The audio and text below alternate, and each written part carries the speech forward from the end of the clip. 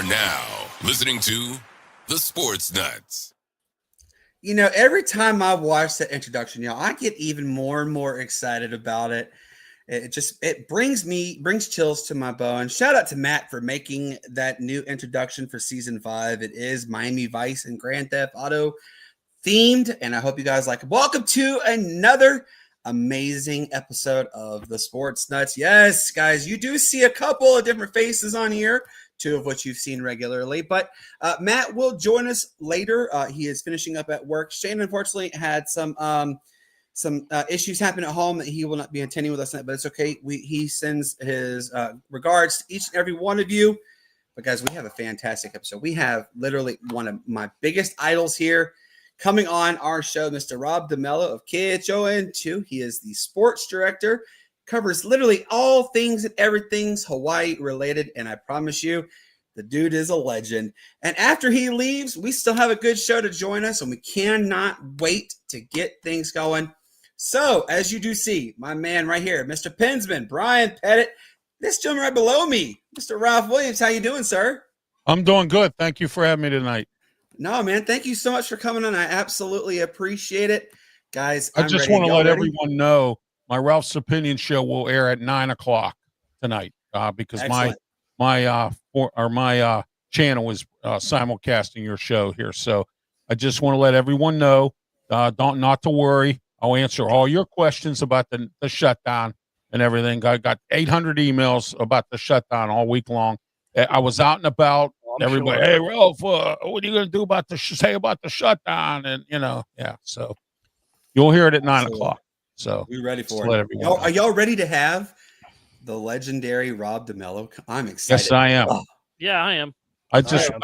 Aloha, man. How are you doing? What's up? Aloha, guys. How you doing, Rob? Aloha. Doing very good. Hope you guys are doing well.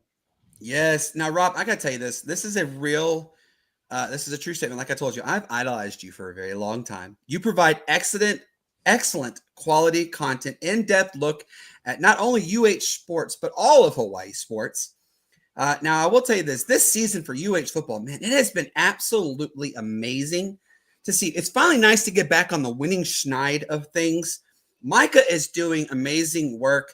Pafele, oh, man, I have a feeling that we're going to have to seriously see some major NIL money going his way to keep him here. But could we maybe see UH make the Mountain West Conference Championship again and maybe take it to Boise their last year in the Mountain West? Well, it remains to be seen. Obviously, there's still 4 games left here in this regular season. First thing I want to say, though, is much mahalo for the kind words, man. You've always been so supportive and really appreciate it. And but going back to the University of Hawaii football team, this has been a long time coming, man. They've been waiting a long time. The fan base for this, that victory against Colorado State, winning 31-19 on the road, it made them automatic bowl game qualifiers for the first time since 2019. Now, they played in a bowl game in 2020, but they weren't automatic qualifiers. When that season ended, I remember it was a Spectrum Sports game, and at the time, I was still working the pregame, halftime, and postgame of that broadcast. And I remember us signing off like, all right, we'll see you next year. Hawaii's not going to a bowl game. And then a couple of days later, teams backed out of opportunities to play in the bowl game. And it gave Hawaii a chance to then play in that New Mexico Bowl that was in Frisco, Texas, if you remember. I mean, the crazy times of COVID. And then in 2021, Hawaii again didn't qualify for a bowl game, but because of teams dropping out, Hawaii was given a chance to play in the Hawaii Bowl against Memphis. But days before the Hawaii Bowl in 2021, Hawaii had to back out of the game because of a COVID outbreak. They didn't have enough players because of the guys that were inactive because of COVID, and also players that had entered the transfer portal. So they didn't play in that bowl game. And so you got to go back to 2019 when Hawaii beat BYU in the Hawaii Bowl. It was the last time that Hawaii qualified for a bowl game. And so it's been a long time coming for Timmy Chang. If you remember, he entered this program amid a mass exodus after the resignation of Todd Graham, and so many players had transferred out of that program. He had 53 new players in that first season. They went 3-10. He backs that up with back-to-back 5-win seasons where they lost 10 one-possession games. over that stretch. And, they're just that close. And heading into this season, I think a lot of people felt optimistic. And a big part of that is continuity. In college football, if you can keep your coaching staff together and you can retain players, that puts you so much ahead of the game, because your team understands the culture, you understand what you're trying to run, and it makes camp better. It makes everything come a little bit easier. And so I think that's what you're seeing right here. And that's the biggest part of the success that Hawaii is enjoying right now, is the continuity in the program. And so at 6-2 overall, 3-1 in the Mountain West, they're in third place as they are in a bye week this week. And who knows what the future holds. I mean, this is a team that if they run the table, they probably do play in the Mountain West championship game, but there's still 4 games left and anything can happen. I mean, they could lose 4 games in a row and then we're having a completely different conversation about what could have been, right? And so I think this team understands that it's coach speak, but they really believe it. It's just one game at a time, and whatever you're trying to accomplish, it'll be there if you're just taking care of business each and every week. What is the latest with Aloha Stadium? I know that they just started really the demolition process, well, approval of it and everything, but what is the updates with new Aloha Stadium? Yeah, so 2029 remains as the target. Demolition is set to begin here shortly. There's actually a concert this weekend, an Aloha to Aloha Stadium, where there's a bunch of local musicians coming down and kind of like a bidding of Aloha to the venue that's so iconic here in the state, that's held so many great events. And beyond the University of Hawaii, it was the home of the Pro Bowl for so many years. As a kid, I went to a Michael Jackson concert there, and the Eagles. And as an adult, Bruno Mars, a Hawaii kid, came in and sold out the stadium. And so, I mean, everybody that grew up here in the islands has a special memory with Aloha Stadium. Monster trucks with my dad, I remember as a kid too, is so this is an emotional experience for a lot of people. But with that being said, it's been so long, right?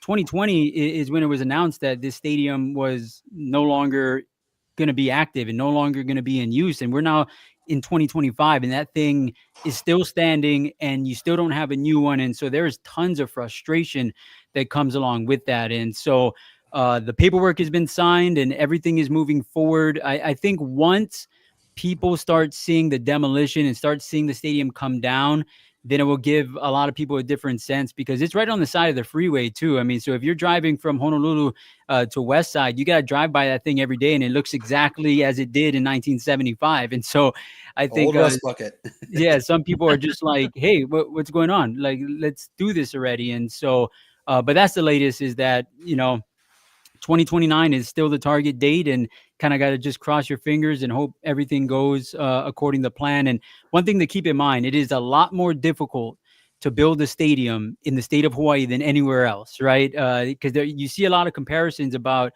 oh, this stadium was built for X amount of millions of dollars and it was done in this amount of time. Well, a lot of that, the supplies and everything that you need to build the stadium were driven from other states or driven from down the road.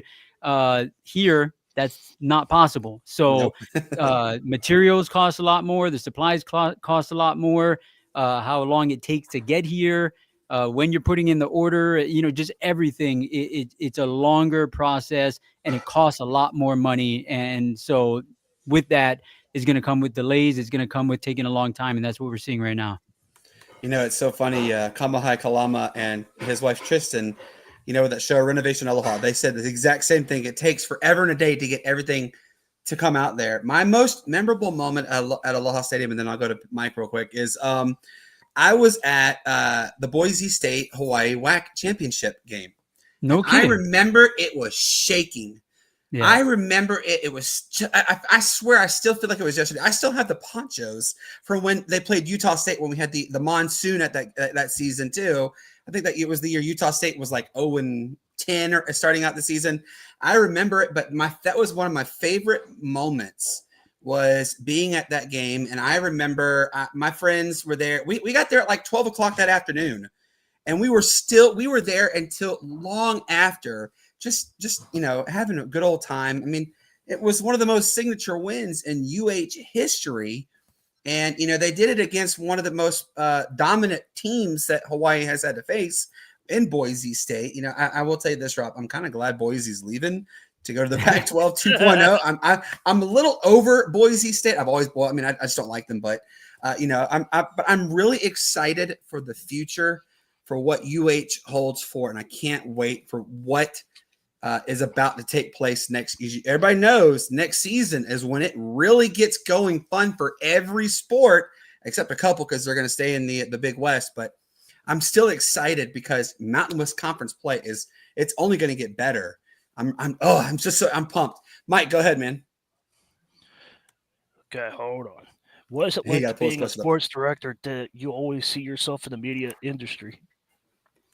Sorry, if you could say it one more time. What is it like being a sports director? Did you always see yourself in the media industry? Yeah. So, I love the job, and a big reason why is because this is literally what I've always wanted to do. I was probably 6 years old when I first told my teacher in elementary school that I wanted to be Les Kiter, and that was the sportscaster at KHON when I was a child. And she told me, well, that's a sportscaster. And I said, oh, okay. And then I just went on and went home. I told my parents, I'm going to be a sportscaster. And then I just never, ever let that go away. And it kind of, it's organic. And it happened because I enjoyed, my parents were news watchers growing up, and they would watch KHON. And so I would get excited about the sports because I loved sports. And as I got older too, and not just because of me saying I wanted to do that, I just really grew to love writing. I loved sports. I played sports my whole life, and I would come home and I'd write stories about the game that we just played. And so it's just something I always wanted to do. And there was never a time in my life where I said I was going to do something else or I wanted to do something else. And, it's a really long story, and I'm not sure if we have time to tell it all.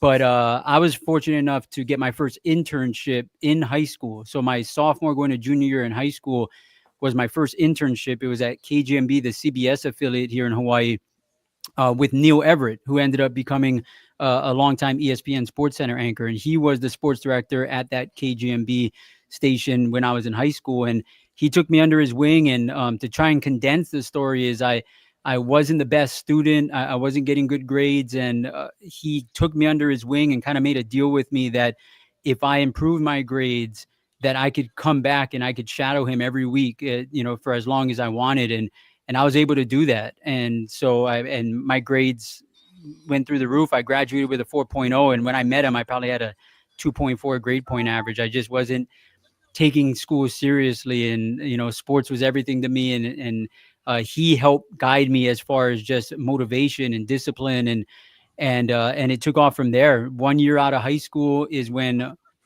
a job opened up at KITV, which is the ABC affiliate here, and Robert Kekaula was the sports director there, a legend in the industry here in Hawaii. Passed away a few years ago, and he offered me a job based on the internships that I've been doing for all those years of just working at KGMB. And so he knew that I had a lot of experience despite only being 19 years old, and gave me my first job. I was there for 8 years when a job opened up here at KHON, and I came here and I've been here ever since. That was in 2010. So this is my 15th year at KHON2. And so I love it, man. This is all I've ever wanted to do. And this is the only place I ever wanted to do it. I didn't grow up thinking like, oh, I want to be on ESPN or I want to be on TNT or whatever, talking about the NBA or NFL. Like, it was always just this. I just want to talk about Hawaii sports and Hawaii teams and Hawaii athletes and things that really affect the Hawaii sports community. And so, as cliche as it sounds, living the dream, being able to do that here. I love Neil Everett and his "How's it" that he used to always do with Sports Center. He's one of my favorites. Now, if you could ever get me in touch with Neil Everett, oh man, I'd die a happy man, because I loved his antics at ESPN. Real quick before I go to Brian, I'll let you know, I told Ku'ole Agbenyani that I'm talking to you, and she said, tell him she loves that you were on our show, and that nicest things in the world to say about you, Rob. I'm telling you, man, you are so well loved everywhere I've mentioned you. It makes me so excited to have the one and only Rob DeMello. So thank you so much. I appreciate that, man. Kool-Aid is awesome. And she has the Hawaii Sports Radio Network. And, and that's the thing too with Hawaii is we got a bunch of awesome media members here. And whether it's Kanoa Leahy doing play-by-play, I love Kanoa. I had him on his my show, actually. with a number of color commentators like Rich Miano, or you go to the newspapers and the digital onlines with Brian McInnes and Christian Shimabuku, the writers like Brian with like Billy Hall and Stephen Tsai and Kool-Aid on the radio. It's just awesome. It's a great group, and everyone works super hard. Everyone's super dedicated to what they do, and they all put Hawaii number one. And that's not the teams or the athletes or whatever it is. It's just the state of Hawaii and understanding that we need to put out good work. We need to work hard in order for Hawaii sports fans to get what they need, and for Hawaii sports to continue to thrive, because people are going to want to continue to want more and more content. And I root everybody on in this industry and in this market, because the way I see it is that if Kool-Aid is doing something awesome, but that's only great for everybody else too, because you guys know, I mean, I see you're a fan of the Steelers over there, and it's not like you see one great Steelers article or story and you're like, I'm good. Like, that was really good. I don't need anything else anymore. If anything, it makes you want to get more content because you're just bit by the bug, right? You're like, oh man, I need more Steelers stuff. And absolutely. So that's how I feel about the industry over here. And everyone just, everyone has the right to be great. I love it. Brian, go ahead. All right, Rob, I want to say thank you for coming on tonight's show with Brandon and all of us. Aloha from all the way from South Carolina. Awesome, man. So I want to give you this question to you. What is the memories that you have covering the UH sports? What is the most memorable sporting event that you've ever covered there in Hawaii? Ooh, it's a really good question, man. And so I'm going to tell you a couple of things popped up into my head, and one of them it's not a personal memory, because, and this is the crazy part, is right through that whole Colt Brennan era, the greatest time in UH sports history, probably, right, making it to the Sugar Bowl, going undefeated, Colt being a Heisman finalist, and just all the victories over the years. I never attended a single Colt Brennan game, because at the time I was working at KITV. I was the weekend sports anchor. Robert Kikaula was the sports director. He was the color commentator on radio for UH sports. And so I was always back at the station at KITV. And, the games are I think at that time, the games would kick off at 5 p.m. If I remember. They're at 6 now, but I think there were 5 p.m. starts back then. And we had a 5 o'clock news. So I would be on the desk when the game started, and it wouldn't make any sense to race down there, because then I wouldn't be able to do all the other things that are going on, right? It's not the only thing in town that's going on, high school football season, women's volleyball, whatever else. So I would always just be at the station. And so I never saw, like, Brandon went to that Boise State game. I didn't, right? I was back at the station cutting the highlights. And so so I can't really say that was the best memory, because I never went to any of the games. I loved covering it, and it was awesome. I was at every practice, obviously. But if I had to put out there just the number one personal memory, it would be attending the Heisman Trophy ceremony for Marcus Mariota. To see a island kid, and obviously he didn't go to the University of Hawaii, but to see someone born and raised in the state of Hawaii, to be able to make it to that level, to where we can argue right here about, is that the most prestigious individual award that there is, just with all the prestige it comes with, right? Oh yeah. And for a Hawaii kid to win that, and to be there and to see with my own eyes of him holding up that trophy and being able to talk to him, and that was pretty killer, man. That was insane, and that jumped out to me immediately. But there's been so many great moments. I mean, national championships for Hawaii men's volleyball I've been able to cover, and some great games, Max Holloway fights, and there's been some really, really cool stuff. But that Marcus Mariota moment, just seeing him holding that Heisman Trophy, it gave me chicken skin. I love that. Wow. And by the way, our good friend, our mutual friend, Brian Kajiyama, just said, welcome to the show. He literally just texted me and said, welcome to the show. So great. Ralph, go ahead, man. Yeah. Rob, I wanted to ask you a question. I follow the University of Pittsburgh, and Todd Graham was a coach here for one season, and he up and just left. He didn't even resign. He just up and got on an airplane, went to Arizona State. What was the thought? What was the thinking down there with everybody, the student body and everything about Todd Graham? In fact, up in Pittsburgh, they called him Fraud Graham. So I just want to let you know that as well, Rob. What was going on then when he was the coach there at Hawaii? It was a really interesting time. And, when he was hired, he definitely wasn't the guy that was on the top of everybody's list, right? No one saw that coming. If you remember at that time, Craig Stutzman was the offensive coordinator under Nick Rolovich. And so Nick Rolovich leaves for Washington State, coming off of a great season. Hawaii played in the Mountain West Championship game, won the bowl game, beat BYU.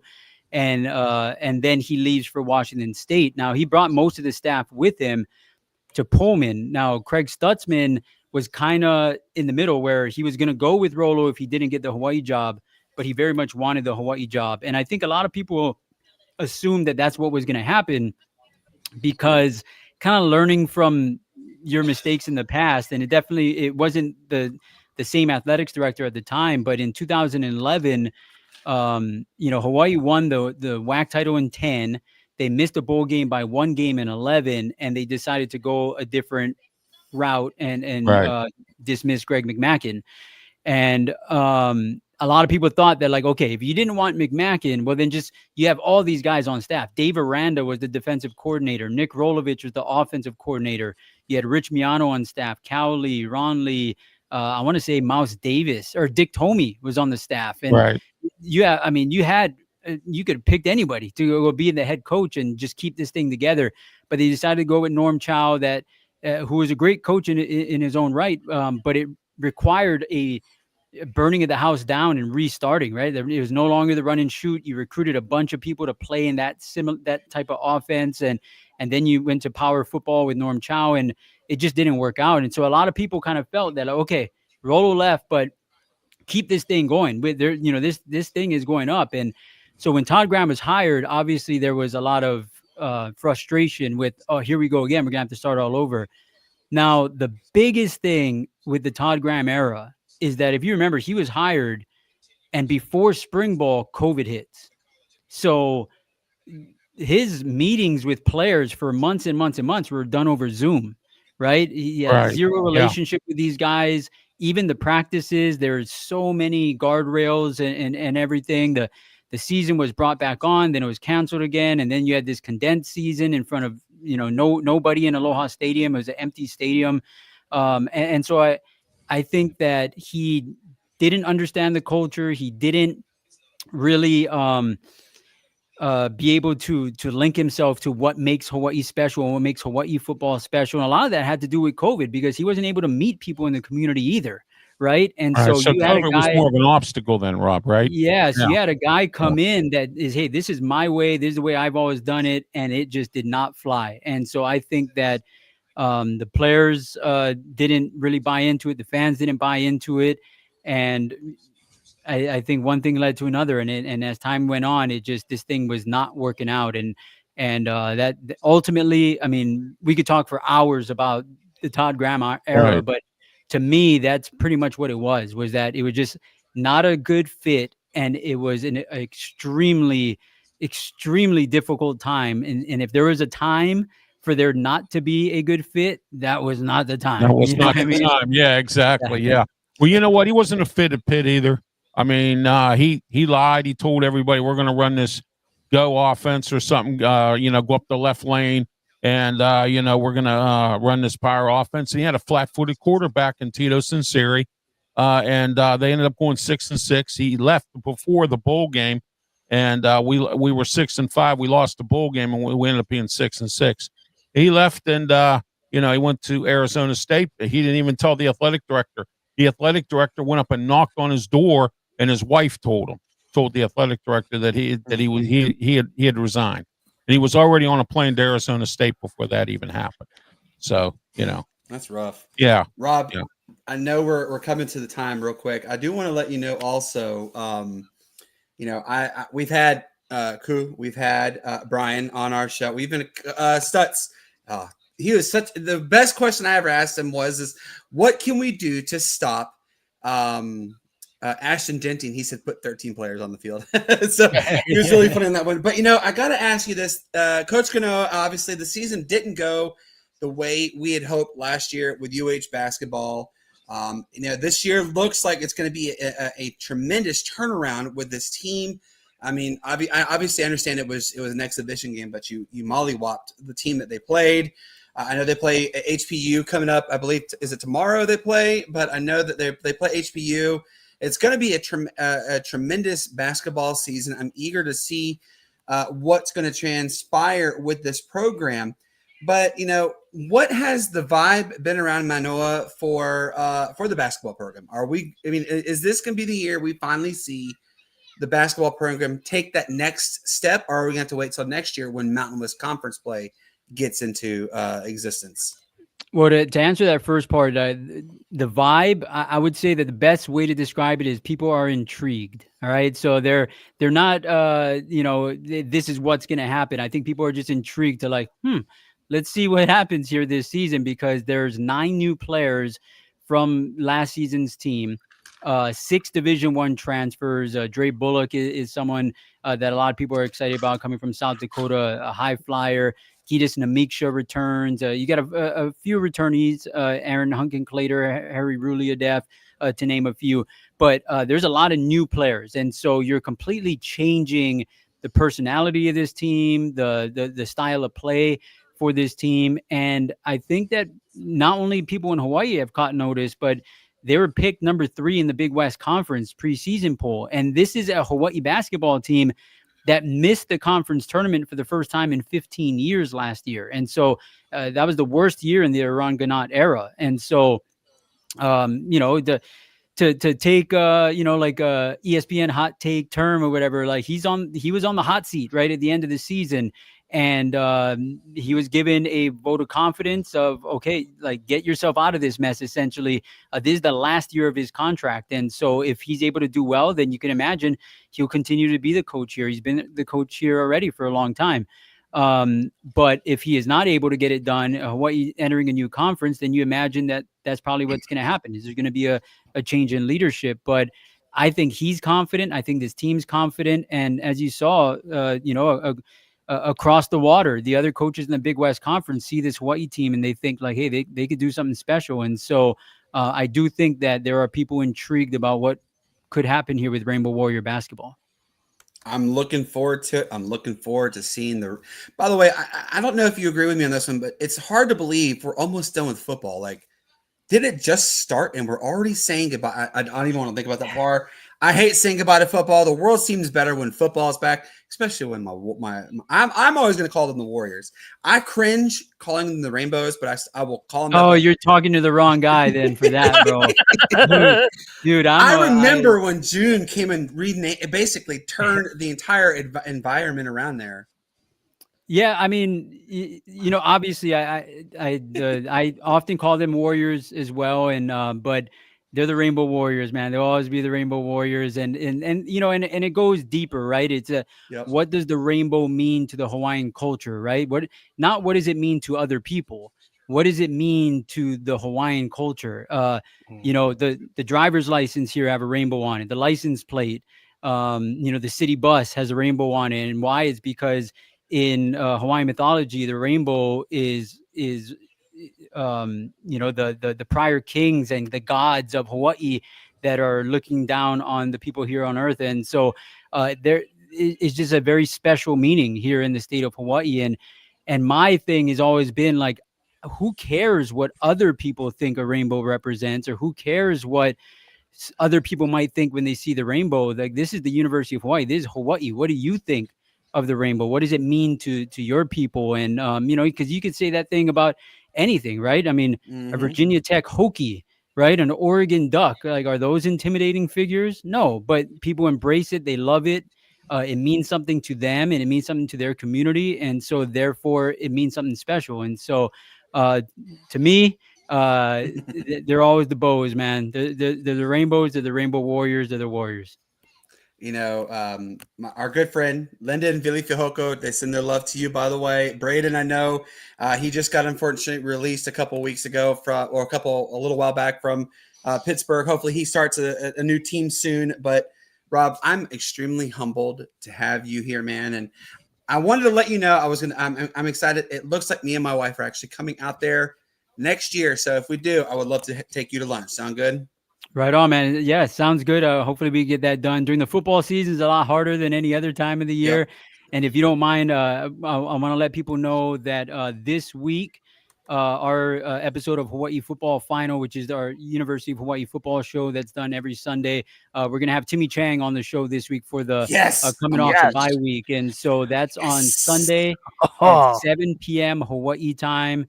On KHON Plus, which is the smart TV app you can get on Roku, Apple TV, Fire Stick. So anyone that's watching, I mean, you can download that app and you can watch it at that time. When the show is done, then it immediately goes up on YouTube, KHON2.com, and the KHON Plus app. And then there's an extended version of the show that's an audio-only podcast, which is available on most podcast platforms, including Spotify. And so that's this Sunday. Check it out, Hawaii Football Final with head coach Timmy Chang. That'd be fun. Wait. Oh, I have been trying to get Matt Elliott and Coach Chang to come on the show, but Derek doesn't, you know who Derek is. He don't ever really respond to messages. So Rob, mahalo to you, man. I will talk to you soon.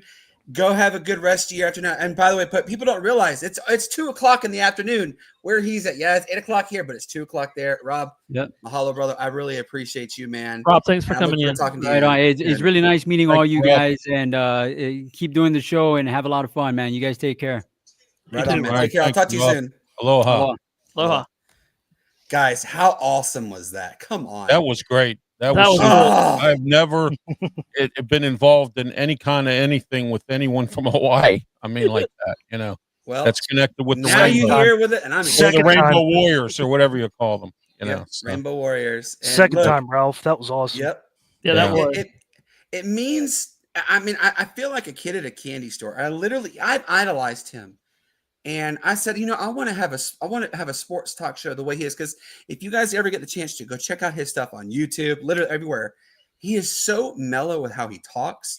And it's just awesome. And him and Rich Miano, they feed back and forth with each other so well. And people have their mixed reviews about Miano. I think he's a great guy. I enjoy talking to him. So everybody get a chance to go check out Rob DeMello's his work, KHON2 on YouTube, everything. Again, we want to shout out to everybody who is listening to us right now live on 95.5 KFCE in Terrell, Texas, and TigerNation.live, which is airing in Texas, Missouri, and Oklahoma, as well as everywhere else, and including the other 29 countries we are in. Shout out to all you. Thank you for everybody who's tuned in to us. We greatly appreciate it. But guys, look, I asked Matt this question yesterday, and I'm going to ask everybody again. I'm going to go with Ralph on this one. Ralph, what is the most memorable theme song that you remember that started back officially yesterday for the first time? Oh gosh, I couldn't even tell you. The Monday Night Football thing. Yeah, there you go. NBA on NBC. NBC, that's right. The NBA, yeah. Guys, yeah, that was something. It was something yesterday. I mean, yes. I turned it on and I'm like, where's the Monday programming usually? Because usually I catch Wheel of Fortune and Jeopardy before I watch Raw, and then all of a sudden I see NBA, and I said, "Oh, that's right, NBC got NBA now." So it was so good to see it, and this is where I wish Pensman you had the opportunity to heckle Matt, because Ralph, you weren't with us last night when this said this, but Matt called Bronny James the chosen one. And then he was like the chosen one. If you look at the introduction, you do see Matt has Bronny James's one and only dunk he ever really accomplished. But what does this say to you guys to know that basketball is back? Literally, we have football, basketball, hockey, baseball, and we have soccer. We literally have every sport here, right now. Yeah. What does it mean to you? First off, with you, Pensman, what does it mean to you knowing you literally have every sport at your, every waking moment now? Feels wonderful. Like I could just come home from work and be like, boop. Yeah. I just wish our teams were doing better. So frustrating. Yes. Yes.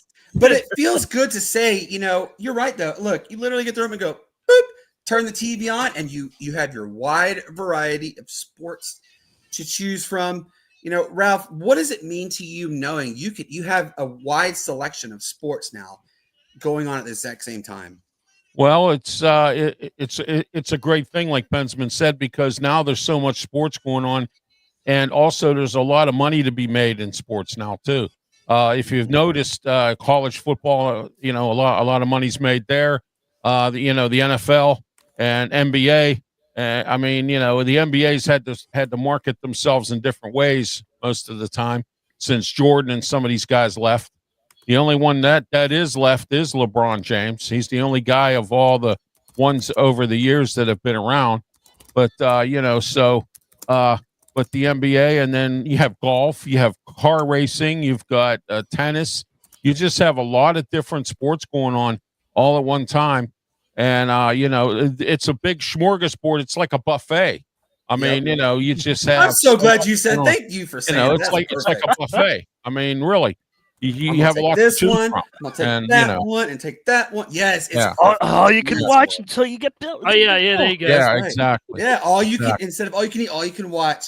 What about you, Brian? How good does it feel to know you can literally grab a remote, turn it on, and you have everything to the knowledge? Yeah, it's like so nice. It's nice to do that because you can watch anything you want to.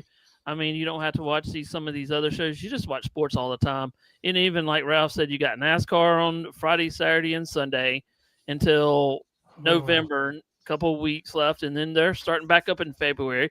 You got football, which is going to go on until February. You got all kinds of stuff going on throughout the whole entire thing. And then not mention football is going to start up back in with the I can't think of the league, but they're going to start up in March. UFL, UFL. Yeah. So you can have football the whole entire time. The whole entire season. So it's just amazing that everything's back in shape. And here's the thing, too, guys. The UFL this year has new cities. They've got teams in San Antonio. They're in Orlando. They're in Louisville. They're Columbus has a team, and I'm missing one, but I was told Canton. They were going to have in Boise, but they pulled Boise. Yeah, I was told Canton was supposed to get one. Yeah, because of the way they hosted the games, they were supposed to get a team, but I don't know if that's ever going to happen. But they even pulled out of Birmingham. I'm surprised. I thought those folks down there would embrace that, and fill up the stadium and all that stuff. So. Exactly. It's so weird to see a perennial state. Football is in Alabama are like. That's like saying, peanut butter and jelly. They go perfectly together. That's, I'm from Mobile, Alabama, and football is life in the state of Alabama and Texas. And you would think that they would absolutely embrace it more. It's really bizarre how they haven't overwhelmingly accepted that. You still, you have your moments where you see greatness at a UAB, Blazers. They have their games where they have a lot of people turn out, and then they have games where you get 600 people. That's it. It's really baffling, and I'm not knocking anything about the state of Alabama. Birmingham's a beautiful town. It's one of the places I absolutely enjoy going to, and it's just so weird to see that. It's just very heartbreaking. So, guys, the Atlanta Falcons yet again in the news, like we said, and I know Pinsman's going to eat me alive on this one. Another blunder comes from a wannabe head coach in Raheem Morris. My question to everybody is, and whoever wants to answer this question first, go right ahead.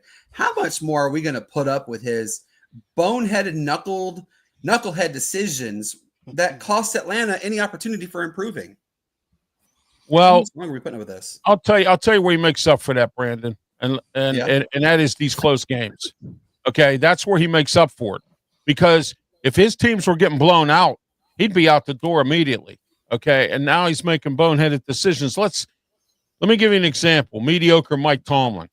This guy, 18 years of coaching, and he still can't get clock management right. He still can't get his defense in order. Okay, he doesn't want to change anything. Okay, which is what Arthur Smith did down there in Atlanta. Okay, all right. So Raheem Morris is one of those kind of guys that is on his second time as a head coach. and everyone thought, well, this time might be the better time because usually a second time around it's good. Not for Dennis Allen, of course, but I mean, for other guys, most guys, the second time around is the best time, and he's not fulfilling it. And then to go with Penix and you sign Kirk Cousins to all that money, and he's on the bench. So I mean, that was a boneheaded decision there. And Raheem Morris is a good defensive coordinator. And I've said this many times, guys, and Pensman and Brian have heard me say it. Some people can bake a cake and some people can't. And some big guys can be coordinators. Raheem Morris was a good coordinator in L.A. with the Rams, over the years, but not a good head coach. Was terrible in Tampa. So, I mean, just like Dirk Cutter, he's a good he's a good offensive coordinator. In Boise State. Was a great offensive coordinator. Yeah. Yeah, exactly. But stunk as a head coach at Tampa Bay. So, I mean, that's just the way it is. And that's the way of the world with coaching. I mean, Yep. And we all give our heartfelt respects and prayers. Still got the Dirk Cutter's family. He unfortunately did meet his maker a few years back and passed away. But you're right, though. People, you can be great at one thing, you absolutely stink it up in another thing, and it's so prevalent. I mean, example. Do you remember Brady Quinn by chance? Yeah. Oh, absolutely. Everybody remembers. Phenomenal quarterback in college. Stunk it up. It's the moment he stepped foot on an NFL field. Tim Couch, dude, was a legend. Tim Couch was a legend. How many Heisman Trophy winners, Brandon, have we seen stink up the joint? How many? A lot. A lot. A lot. Yeah. Yeah. Way too many to count. And Tim Couch, dude, was phenomenal in Nebraska. He stinks it up the moment he steps on the Browns. I mean, it is the Browns for all. Yeah. The Browns. I mean, the Browns are just the most cursed franchise that ever was. But you're right. It's so weird to see. I've run out of fingers. All of us here have all run out of fingers and toes as to how many quarterbacks the lovely Browns go through. I think what was the count on it? Was it 40? 45. Yeah, 45. I was close. Yes. Yeah, 45 quarterbacks. That's sad. Did you hear me? What? Good. Menzel, Couch, Pickett. Oh my gosh, yeah. Just go through them all. I've run out of so many. Oh man, I've run out of so many games. Hey, Blaze, it's good to see you, brother. Welcome, man. I haven't seen my good friend Blaze in a while, y'all. If you guys get a chance, check out his show, Blaze Smith. He does have a show. It's called Yenny Sports Talk. He unfortunately does have several disabilities, but this dude is phenomenal. He is a great friend. He puts out great content. Go and check him out. Blaze Smith is fantastic. I absolutely enjoy talking with Blaze. He's a great friend and a great everything. Guys, I hate to talk about this one, but I'm going to with you, Pensman. Heartbreaking it happened indeed in Seattle. By the way, I told this shit last night, but how crazy is this, y'all? The Mariners are the only team in Major League Baseball to never make the World Series. Congratulations goes out to Toronto. The first time since the early 90s, 93, I believe. 93. Yeah, it was the last time, and I remember that was when they played the Atlanta Braves, and the Braves blew the series very well. They played the Phillies. They played the Braves a couple. I think it was the series before that, or it was something like that. Where the Braves they lost to the Braves. Yeah. But what is it going to take, Pensman? Real quick, what is it going to take to see Seattle finally get over that schneid, over the hump, go to the World Series, and heck, even win it? Mark, it's good to see you, brother. I don't know, because they have the manager. The manager obviously put it.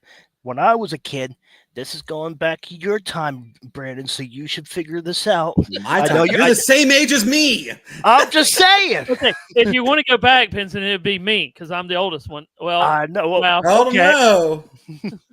This gentleman right here might be a little older than all. Yeah, I'm 57. So there you go. He's older than you, Brian. Yeah, I know. I'm Heinz 57. So like I was saying, but we had Randy Johnson, Ichiro, Ken Griffey, and they still couldn't get it going.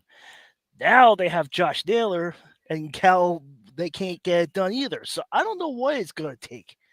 They need something. They gotta get over the hump. They gotta get to World Series appearance. They don't have to win it, but at least show up. But Rob, is Seattle cursed? I don't know. Yeah, I would say they probably are. And the last time I followed Seattle, Lloyd McClendon was the manager. So that's how far back it goes, you know. I remember Lou Piniella. That was my favorite time. Yeah, Lou Piniella too. But, you know, the interesting part about Seattle, they've stayed out of the limelight for a while. And it was interesting to see them this year finally make it. And, you know, like Pensman said, you got to get over the hump for once for a small market team, because Houston made it, Tampa Bay made it, and the Braves, you know, they've made it to at least to the playoffs or to somewhere around there. Baltimore Orioles have been in it a few times. You know, it's been since, you know, 800 years since the Pirates ever, you know, were in, and it's, you know what? But I mean, Milwaukee, look how far Milwaukee went. I mean, you know, no one thought Milwaukee was going to go that far because they had a new manager. But here's a guy like Dan Muse of the Pittsburgh Penguins, who's been in a bench coach his whole career, and ended up taking the Milwaukee Brewers to the championship and almost to the World Series here. You know, and Dan Muse with the Penguins is the same way. He's been an assistant his whole career. Now he's a head coach. So, you know, let's see what he does with the Penguins. It's almost the same comparison based on, it's weird, isn't it? It is weird. Yeah. I mean, what do you think, Brian? Like, what do you think is it? I mean, do they need to do what New Orleans does and do a voodoo ritual before every home game to give them that opportunity to finally get over that schneid? Like, what? How about this, Brian? I'm gonna make you are the commissioner of Major League Baseball. You have a magic wand. And you grant them a wish beyond wishes to get them to the World Series and win it. But what is it going to absolutely take to see Seattle get there? My thing is, if I was the commissioner, and if I was in charge of it and shook a wand of them, it would have to be managers, because look who they have now. And also it would go to pitching, because every team has got to have pitching. If you gotta win through pitching in the NLB, and also, but still you got to have the batters to bat around and everything. So it's going to take a lot for them to do that. But mainly the pitching. That's what I would do. Put a wand on them and make them better pitchers. You know, that's what I think they're making. You know, it's so strange to think, like, you know, in all of our lifetimes here, we have never seen Seattle play in a World Series. And think about all the players that's been there from past. They've had so many great players, though. Yeah. Look, Pensman just said it. Randy Johnson, Ken Griffey Jr. Heck, you had Alex Rodriguez, one of the best shortstops of that time on the team. And you still, I mean, 2001, you guys won 116 games and you couldn't make it out of the first round. Like, what? It's just so weird to think that. And, you know, shout out goes to everybody. You know, we have a good friend of ours who his name is Adam with Flag on the Take podcast, really good buddy of ours. He went to the World Series game to see Seattle play, and he said it was not the World Series, but he went to the ALCS and saw them play in the ALCS. He said it was an amazing experience, unlike any other, and he still can't put his finger on what is it going to take to see them actually get over that hurdle. And it's just, it's so strange. All right. So, you know, normally at this time we have Shane and Matt give us our sports stories. Matt is still, he will come a little bit later, but Shane unfortunately won't be here. So we don't have that opportunity. If you guys have any sports stories, Ralph, Brian, or Pensman, that you'd like to share, let me know. We would like to hear it.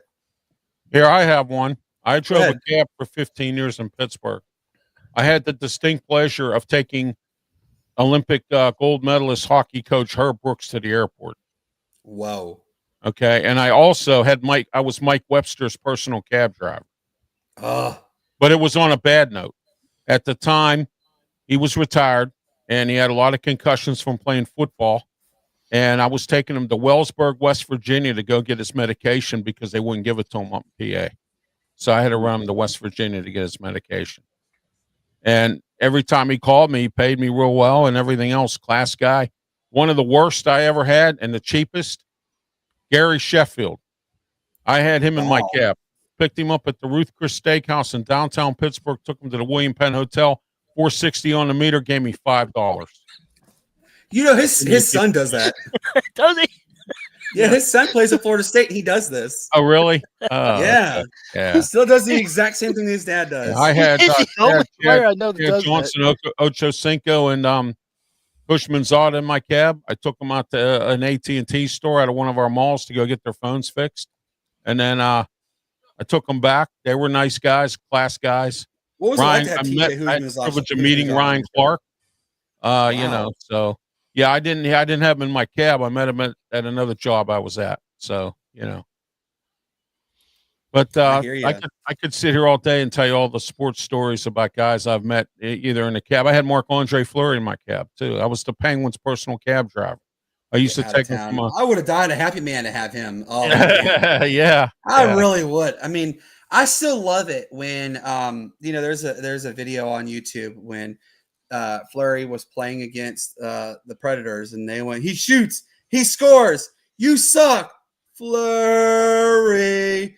It's all your fault. I love it. I love, people don't realize hockey is one of those sports that it is a cult sport. And if you are into it, man, you are into it for life. And it's so addictive. Pinsman will tell you guys, I get mad when I see my Lightning, like, what are you guys doing? Like, come on. I mean, literally, you text me late at night. You see the Lightning? I'm like, you see the Lightning? I'm like, what is going on? Like, look, you have Andrei Vasilevsky, who is one of the greatest goalies to ever walk the face of the earth right now. And he's laying goose eggs. I don't want to I will get mad, really heated on that one. Real quick, I want to give a shout out to my daughter, Holden. Yes. Look, everybody knows what happened to her, but for those who don't know, how's she doing, by the way? She's okay. She was running at recess today at school, and she fell and hit her right eye on the yes, I saw your message, Blaze. He hit her head on the tricycle. She got 4 stitches. My baby girl, yeah, she cried. And of course, you know, any dad that hears their daughter has that, it scares you, absolutely scares you. And so Holden, she is not going to be going to school tomorrow. We're in concussion watch because of the headaches and everything. But she had 4 stitches. She took it like a champ. She did scream and cry when they put the numbing cream on because it burned real quick, and then it was really cold at the same time. But then they cleaned it with saline solution, and then that scared her more than anything. But she's doing good. My baby girl is fine and getting better every day. And then you know, shout out to Cassie, my wife, for being a trooper. You know, she handled it like a real champion. And there's a reason why they say moms are the rocks and all the foundational pieces. My wife is definitely, she is our family's rock. I love her 1,000 times over. All right, so now we're going on to this segment that Rob, if you haven't had this one, I'm looking forward to you being a part of it. It's called the Honorable Mentions. We just give honorable mentions to stories, whether it be sports related or anything. It's just honorable mentions that are not traditionally mentioned. And you give us you just give us a quick little tidbit about it, and then we go to the next person. So here's an example. My first one is shout out to everybody who's going to be trick-or-treating in this Halloween, myself included. It is going to be cold. Yes, we actually could see the coldest temperatures in 10 plus years in Halloween in the East Coast. More specifically, especially in North Carolina, which Brian knows this very well.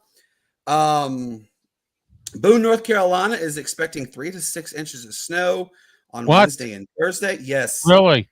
Yes. Wow. Boone, North Carolina is 3 to 6 inches of snow next Wednesday. Wow. I got friends in Raleigh. Oh my God. Here's a crazy stat, by the way. If our people don't know this, when it snows this early in the South, that means it's going to be a snowy winter. The last time this happened was 5 years ago when we had a 11-inch snowstorm happen here in the South. We ended up having 9 because of all the sleet that melted the snow, but still 9 inches of snow. Brian, you remember that very well, don't you? Yeah, I had to work it. Yeah, so it was a doozy of a snowstorm, but 12-hour day. They're talking about the fact that this is going to be the craziest time. We could be seeing temperatures in the teens and 20s for lows while we're trick-or-treating with our kids. It's insane. So that's my first shout out. I'm gonna go to you, Pinsman. What is your first shout out, honorable mention, please? My honorable mention, and I've been talking about this all day long, And if you guys been talking to me, you are probably tired of hearing about it. But my honorable mention is Sidney Crosby getting the all-time points in franchise history. He did it last night. And if you guys don't follow him, if you're not a Penguins fan, and I don't understand why, but he missed up to close to 2 years because of a concussion, because of this man's team, because he got checked to the boards hard, got knocked in the head, and he had a concussion. He missed 2 years. That's 2 years off of playing. So you pass Mario Lemieux and missing 2 years, that's pretty phenomenal. That is. That's extremely phenomenal. Brian, what is your first honorable mention, sir? I'm going to give it to the it's probably one of those from a long distance Detroit in the Detroit station. They won the biggest award for the 97.1 the ticket in Detroit Sports Talk. They won a big award there, so shout out for them. They won a big horrendous award, so it was the best sports show in America. So give it out to them. Our good friend Mark Ryan actually. Yep. Is on in 97.1 the ticket. Ralph, what is your first honorable mention, sir? All right, are we talking about sports stories or sports? You can do anything you want. You're just giving. All right, a shout out. I'll give you two of them that go way back, but I'll give you two of them: the O.J. Simpson thing and the Art Schlichter thing. When Art Schlichter, this guy was from Ohio State, he broke records there as a quarterback. I think he even won the Heisman Trophy, and then ended up gambling his life away and ended up in prison. And then O.J. Simpson, how in the world, all that big? I think that was probably the biggest sports debauch. I mean, I'm talking about story of a murder of anything. You know what I mean? Those had to be the two that were the worst. I mean, as far as like sports, I don't mean the worst in the way it was presented, but the worst as far as athletes that actually did something like that. You know what I mean? Both of them, in gambling and then in murder. But I thought those two stories were actually, as far as bad things go, but as far as good things go, it was nice to see when Dan Marino came out of Pitt and then he went into the NFL and he did what he did and then ended up in the Hall of Fame. Pittsburgh guy who really did a lot for when he was at Pitt. Sad that the Steelers didn't draft him, because if they would have, I think we would have about 10 or 12 Super Bowls, with our defense and his arm on offense, and that kind of thing. So I felt bad for Dan because he never won a Super Bowl and, with the Miami Dolphins. But Dan Marino from Pittsburgh, great guy, great sports story. And now he's got an illness, and I wish him well. I hope he gets better. So here we are talking about the Miami Dolphins again, because the Miami Dolphins, man, I don't know what's going on. That is the biggest dumpster fire other than the McDonald's still down there too, or Mike McDaniel, he's still there. Well, he's going to be dying. McDonald's. I mean, that's where he's going to go next. Yeah. All right. So next to Playland. And there's a guy. Guys? I'll give you a little story here. He's from Pittsburgh. He's from the Plumboro area of Pittsburgh, of Allegheny. Yeah, Plumboro. He's from.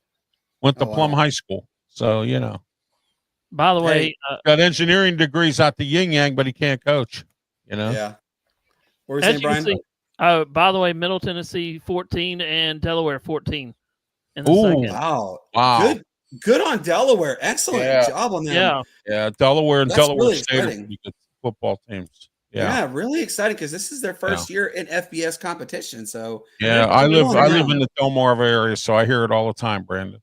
So, Hey, my next honorable mention is high school football. And I just told this with Rob. It slowly, or I should say rapidly, whichever you want to see it as, it's winding down, and it breaks my heart to say this, that football is coming to an end so quick. Didn't it just start, y'all? Like, come on. It feels so weird to say football is coming to an end. I don't like that. I don't like that at all. Yeah, no. So if anybody's going to sit there and say, we only have like X amount of weeks left in NFL or college football, no, I'm ignoring you, because I'm sorry. I got to have my football in for at least until March. I'm just saying. Yeah, no. What's your next one, Pinsman? I'm gonna shock everybody on this one. So here, get Uh-oh. your get your Uh-oh, here we seatbelt, go. get your seatbelts fastened. I got mine. Hang on. My honorable mention is all of you guys. Really? Thank you. Without you guys, I'm gonna go back to when I had my first channel. If you guys don't remember, I had a channel back. It was the same name, same logo, same everything. I had 1,150 subscribers. Help me get there, by the way. But I had 1,150 subscribers at the time, and then I became a correction officer, and then I had to take the channel down. But I'd never had much friendship. And Brian, you call me all the time. Brandon, you're starting to call me. I visit Ralph numerous times. Him and I talk numerous times. As a media person, I never had this much friendship and never had this much communication. I always got on, did what I needed to do. I was on part of a network, but I was like, okay. They never called you like, yo, you getting on? Yo, where you at? I'm like, I feel so appreciated now. It's awesome. And that's all. That's all I we want. appreciate that. Thank We you. want So do I. everybody to grow. You know, I Right. mean, like Yeah. we're all one big family on this. Ralph and I talked about this recently. Yeah. We're family. We want everybody to grow and blossom. Unlike want the radio people business, Brandon, we all know how what that's like. I mean, Yep, you know, exactly. That yeah. dog eat dog Man. mentality. It's so annoying. And Yeah, my back in first the late channel- 80s, early 90s, it was never like that. If you knew somebody, you got into radio. Now You it's said, like here's your everybody hand. searches for Let a me job. help you. Yeah. Yeah. Yeah, It my was, first "Let me channel, help you." my first channel, I never had this. Like, okay. I Yeah, go in, it's- I had to learn everything. I had to figure out. I was asking all kinds of people. They're like, figure it out yourself. I don't get paid to help people. I'm like, all right, forget you then. Well, That's I'll hilarious. give credit where it's due. I ended up on Blog Talk Radio through Mark Mancini, and I had a show on there with him, and he taught me a few things, and then I learned from a couple other people, Claudia Rosano, Luther Dupree. We all had, we had a TV show. Now we do Sports Corner radio show together, and Smoking Jim Frazier. I came to know those guys. So, TV wise, online wise, you guys here, I learned on my own. I got to meet the people at Amped Up Sports through Peter Blake, and so that's a nice thing. Leo Haggerty, and and a bunch of guys there. So I've come to make a lot of friends doing this. More friends than I made in radio ever. Yeah, That's You right. know, And so- that's where it really sinks in the most is the camaraderie, the relationships, the lifelongers that you develop Yes. in this industry. Yes. And it drives me. Well, Brian knows this. There is this not so popular radio station here in the upstate of South Carolina, and I know they're watching because I get notifications about them. But I'm gonna tell you this: if you're gonna go into the mind frame of the bleep with everybody else, I'm gonna do what's best for me. Blah blah blah. You're never going to make it. There is a gentleman, and everybody. We all know this. We can all lean back real quick and do it. Everybody do it. Everybody knows what we're talking about. Well, is, South Carolina. South Carolina, and if you sit there and try to make South Carolina, Furman. I got press passes for Furman, and I went to their practice at Furman State Prison. So there you go. People like that. Those kind of people. I think I do the best imitation of them, though. You do. You People do. like him that have that chip on their shoulder. Shoulder, You're yeah. never going to make it anywhere. Come in there. Who gives a bleep about Joe Schmo and ABC and EFG and whoever else? If you do what you do and you love it, you ain't got to worry about it. Things are going to come naturally. Well, I'm And it going to tell comes you to this you. much, Brandon. I was in the radio business for a while, and I made no friends. But do you know now that I'm back in the radio business, I've made more friends now than I ever have? That's I'm exactly going to tell you a me little too. story. That's it. There's a guy named Jay Silvers who has a show up in Pittsburgh on 3WS Radio, 94.5. He voice tracks his show down here in Ocean City on 94.5. He got a hold of me today, and he said he's going to talk to his boss on Fridays on his drive time show for an hour. He and I are going to talk sports on his drive time show, and he plays music. He's so Nice. impressed with what I'm doing up in Pittsburgh and everything. See, that's Well, what it's all pretty good. about. Yeah. That's a lifelonger right there. That is a lifelong, and people don't realize That is the most that's the best way to go with life is because all my know- contacts that could have got me in radio, they're all up with the Lord. So I mean, I unfortunately, don't. yeah. I didn't have any real friends in radio. Jay's the first one that I've been able to really connect with. And look, So Pinsman just said it. He's developed a camaraderie with all of us, and that's Yes, where it matters the most. it is. It really means the most. It's a pleasure to know all of you. I mean, it really is. It's an honor. It's an honor to. I tell everybody like it's an honor. I told them last night. I'm telling you too, Rob. It's an honor to have you. I was Thank a little apprehensive because of who we know mutually and everything. Yeah. And all the humbo jumbo that he fed everybody about us. Obviously, it was just because he was bitter that he was removed from the show. And he's got personal demons going on right now, and Mainly hopefully he finds his way again in life, with what he's going through. I pray for him. That's all that's all you can do. That's all you can do. It's unfortunate. It really is. But I can tell you from wholeheartedly, I am honored. I'm blessed to know you three. We absolutely enjoy everything you guys do with us, and it means the world. And I met you a couple months ago, and I think you and we go like peanut butter and jelly real quick. Yeah, y'all good down too. Yeah, we him and I. The way all of us talk, it's just Brian and I. That's what I mean. It's like a couple months, and you talk like we know each other for years. Yeah, like we're best buds. Brian and I ended up being victims of some other person. Okay, yeah, we ended up being a victim of his remarks and things like that, the way we were treated. So, and that's how we all came together. And I've had that happen to me a few times, so love each other. And look, yeah, what it says in the Bible, love thy neighbor. Love thy neighbor. All that's it. Family here.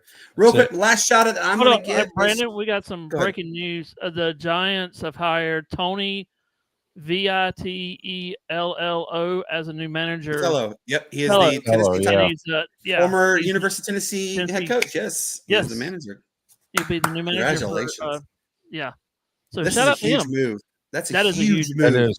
Yeah. The Giants absolutely struck gold getting him. I wanted Atlanta to get him, and everybody wanted Atlanta to get him.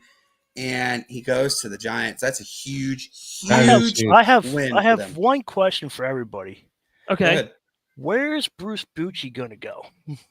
Yeah, Bruce Bochy. That's a good question. I think he's going to hang it up finally. I think he's just going to enjoy his time with his kids, his grandkids. Well, no, I'll tell you what should happen. If Don Kelly, our manager with the Pirates, has any half of a brain, and Ben Sherrington, I'd ring his phone and bring him in as a bench coach. That's what I would do. You know what I mean? One too. And I've said this many times, Brandon, and I think you, Brian, and Pensman will agree with me that if you're a coach, you're a new manager. Don Kelly's never been a manager. He's a manager now, only because he inherited it because Derek Sheldon got fired. Okay? Now, what you do is you always bring in more experienced guys than you to help you get the team rolling. And then you do like Mike Tomlin and you ditch everybody, and then you have a cocky attitude and you think, don't stink. And you bring in yes men after that, you know what I mean? And then go 9-8 every year and think you're a winning coach, But what I'm saying is, if you're like Dan Muse, and I said this, he needed to get some guys off the couch, some experienced people, bring them in to coach to help him coach. And then once you get 4 or 5 years into it, and they decide they're going to move on go back to head coaching, you at least got 5 years of experience in what you're doing. You know what I mean? Exactly. That's like if I don't know how to be a head coach of a football team, but let's say, for instance, I inherited that job.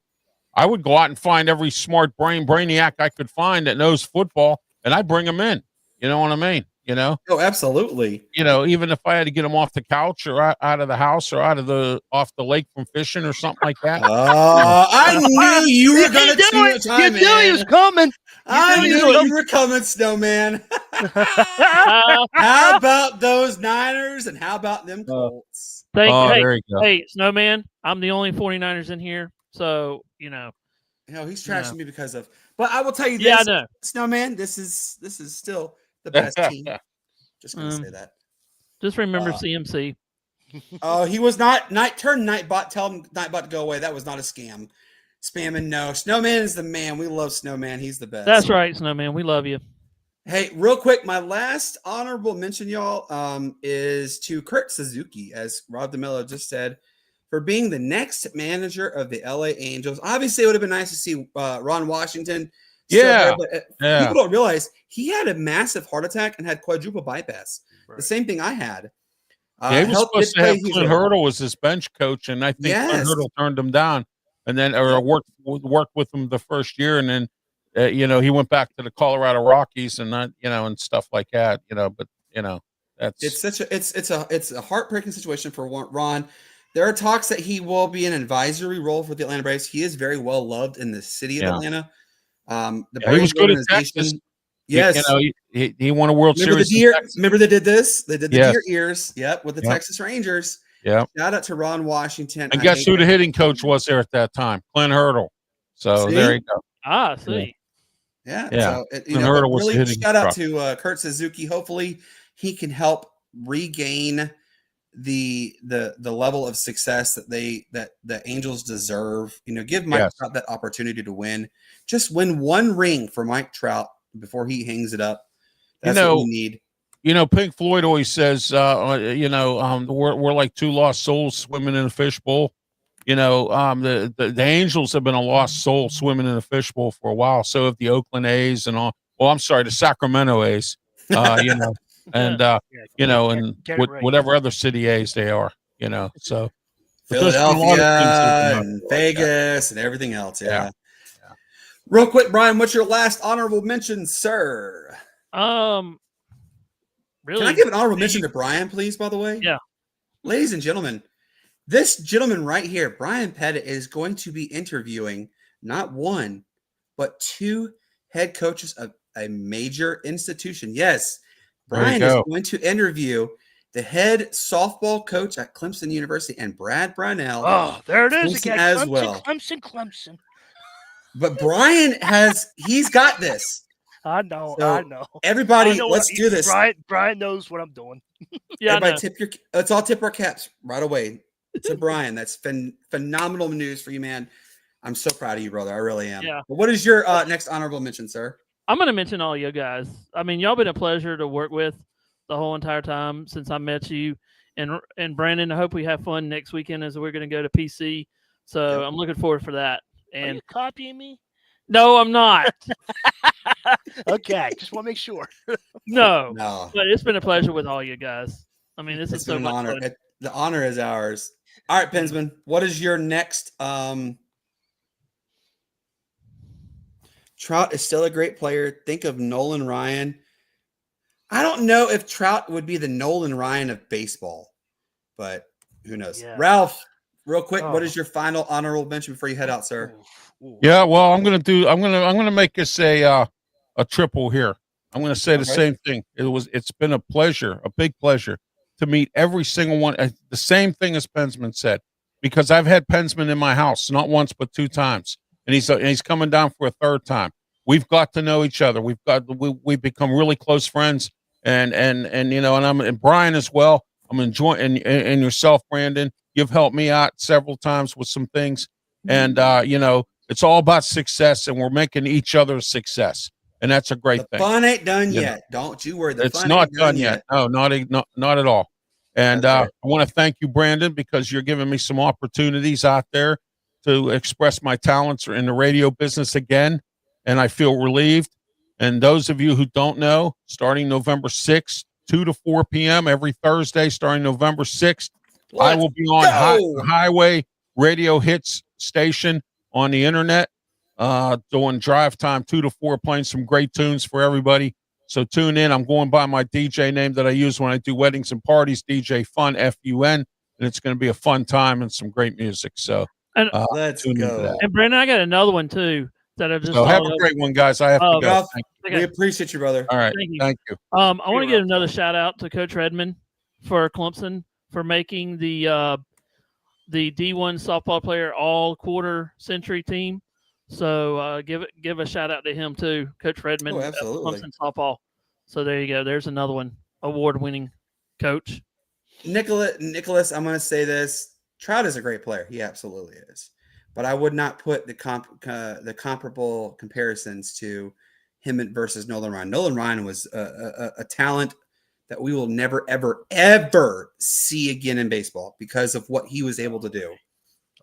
And Mike Trout he's a gifted, talented athlete, but there will be players that will probably be better than Mike Trout, and that have yet to basically been born. So we don't know yet. And more players will stay more healthier too, probably. Yeah, that's right. He's been injured since third year of his What? career. Yeah. I Yeah, haven't got exactly. By the way, I got a Nolan Ryan card at my mom's house. I do. I have my Nolan stepdad Ryan, gave it to me. Nolan Ryan and Trout are good. I mean, Nolan Ryan is I think he is actually the best pitcher other than Smoltz and Glavine and Maddox. But if you put those four together, can you imagine if you had? Can you imagine if you had Nolan Ryan, John Smoltz, Steve John Avery, Oh all my God. them? Can you imagine? And then you had Trout as come in as a reliever or something like that. Can you imagine? Mike Trout? See, Trout. He's a great hitter. Great outfielder. Great. Can you imagine though? If you had Whatever, Tiger Stripes, whatever. So I will tell you that. So I will tell you this, Pinsman. I had he leaves a long Pettit time out. ago. Yeah, I wanted Mike Trout because when he had the opportunity to re-sign with somebody else, I wanted him to come to Atlanta and get that because he would have. I think Atlanta will give him the best. Honestly, anybody else but LA will give him the opportunity. What's up, Richard? How you doing? Welcome to the show, buddy. Welcome, man. We appreciate you, brother. Real quick, Pinsman, what is your? I don't know. Did you give us your final honorable mention, sir? Yeah, I got. Yeah, he got it. Okay, cool. Did you give yours too, Brian? I can't remember. Yes, you did. I gave 3 of them. Bite your tongue, Mike. I know what you're about to say. That's that age you get to you, Brandon. That's the age, Brandon. No, but guys, this has been an episode of epic proportions. Pinsman, did you see your text message that I sent you? I'm busy. You're busy. You would say that. Tell me what you think about those numbers. Those are pretty phenomenal numbers, right? Yeah, that's nice. I like it. So shout out literally to everybody who watched. I like it. I'm. This means a lot. Shout out to Ku'ale Agbenyani. I know you watch out for easy money, Pettit. Oh boy, I want to hear that. I'll ask Brian off the air, obviously. But shout out to Ku'ale Agbenyani, Brian McGinnis, as you heard Rob mention on them. Casey Smurthwaite, which is a really good friend of ours. He has helped me a lot with getting my content out there more. Shout out really goes out to Casey Smurthwaite and literally everybody who is a part of the success of this show. It means the world.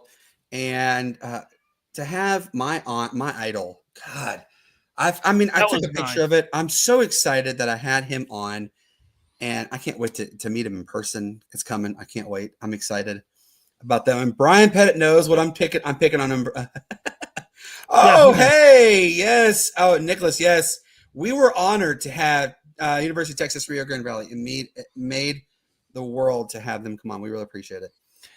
Quick, can I say one thing? Yeah, go ahead. One thing, and then I'll be done. The 76ers are up 57-51 at halftime against the almighty Boston Celtics. That you know how they are. The Boston Celtics are one of the top tier, and the Sixers are beating them 57-51 at halftime right now. So that's a big one. And how about this one? It's only halftime, but just I take it when I can take it. How about this one? Yeah. The Hornets are up on the Knicks 90-76 in the third. That's third quarter. Yeah. Wait, the Hornets? Oh no, the Knicks are up 79-72 over the Cavs. No, the Hornets 90, the Knicks 76. Wrong game, Brian. Wrong game, Brian. Yeah. How's the NBA? Knicks are playing the Cavs, bro. The Hornets are playing the Nets. The Yeah. Nets, excuse me. Okay, the Nets. Yeah. Yeah, I was going to say The that. New York team. Yeah. It's a New York Yeah. team, but Yeah. So, okay. Brooklyn. Well, my team. Well, I was reading it wrong then. But guys, real quick, we've had a fantastic show. We're going to let you guys know what is the upcoming episodes because we have to get through these real quick. We're coming close to the end of the show. This Friday, the 24th, it is episode 162, but we have a very, very special guest. Her name is Addison Burleson. She is a professional women's basketball player. She is actually a star for the women's professional team in Lima, Peru. Yes, she plays for Peru. She is going to join us to talk to us, and I'm excited. My daughter Addison is very excited about this too because, again, it's another Addison she can talk to. She loves basketball. Her favorite player actually is Asia Wilson, Caitlin Clark, and Ryan Howard of the WNBA. So we might get a chance to see her be her next favorite player. And then Tuesday, the 28th of October, yes, next Tuesday, it will be episode 163. We have the athletic director of Utah Tech. He is going to join us to talk about the program, their next steps for the future of that program. There will not be an episode on Halloween, trick-or-treating, obviously. Tuesday, November the 4th, we have episode 164. We have a school that took a 12-year hiatus from playing football. It's Whittier College in California. And Corey is going to join us, which is the athletic director, to talk about what it took to get this program back after a 12-year break. Friday, November the 7th, we have episode 165, which will be the prodigal son, and I cannot wait for this one. Mr. Abe Gordon of 92.9 The Game in Atlanta is joining us again. This will be his 7th time, and we get excited every time he comes on. Abe is phenomenal. And then last, but definitely not the least, on Tuesday, Veterans Day, November the 11th, we have the Biloxi Breakers Pro Hockey Team joining us. Pinsman is absolutely biting at the bullet on this one because it's hockey. And yes, we love our hockey. So with that being said, for everybody, we're over 600 people who are watching right now. With that being said, for everybody who's watched, for our guest, Rob DeMello, KHON2 Sports Director, our good friend, Ralph Williams of RW Media, Pinsman, what is your final goodbye, sir? Everybody hates each other. Just learn to respect each other. Don't hate, just respect. If everybody that you don't agree with them, just walk away. Amen to that one. And Brian, what do you say to everybody, sir? Be kind, be safe, and love each other. So amen to that one. As Shane would allude to in this, unfortunately, Matt didn't get to join us. It's okay. Matt does. He is a director of a major corporation, so he has to do his thing. As Shane will always tell you, peace, love, and bacon grease, and may the good Lord bless you. I have to figure out why he always says the peace, love, and bacon grease. Someone said it was kind of gross when he said that at first. But and then Matt always tell you, if you're going to partake in some adult libations, do them at home. And if you feel like you need to go out, call a ride share. Get a DD. Don't do something stupid. Don't get caught with the whoop whoops behind you. Because then you're in a whole world of hurt. The Valley has been wanting something to root for a long time, while with nothing besides high school. And love Eddie Lee Marburger played against him in high school. Thankful his chance in college. Hey, Nicholas, if you want to come on in and talk with us, brother, I appreciate you. Give us some more insights on Texas Rio Grande Valley. We want to. I love the smaller programs. I went to a mid-major, University of Hawaii mid-major. Pinsman went to a small college. Brian went to a small college. Small college is literally where it's at. It's more entertaining, more family-friendly, more fun, and it just means better football. I've always felt that way. So if you want to give us some more, quality. If you want to give us some more content on Texas Rio Grande Valley, man, brother, I'm all down to talk to you. Please, man, because I love the smaller programs. Again, that's where it's at. Guys, we have had a blast. We will see you on Friday. Yes, we have Miss Addison Burleson. You guys have a wonderful evening. Enjoy this outro that Matt has made to us, and we'll talk to you soon. Good night. good night.